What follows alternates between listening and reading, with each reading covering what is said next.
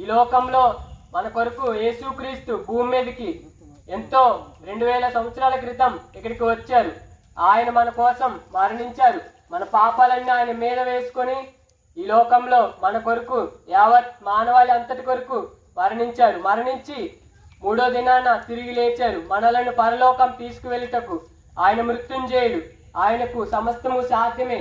మరణపు ముళ్ళును విరిచిన యేసయ్య మన కష్టాలన్నీ తీర్చగలరు, మన బాధలన్నీ తీర్చగలరు.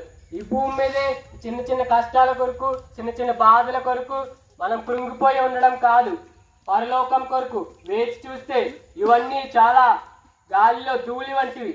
అసలు యేసు ప్రభుకి లెక్కే ఉండవు. మనం మనస్ఫూర్తిగా మన తండ్రిని అడిగి ఉంటే మనం ఏదైనా సాధించగలం.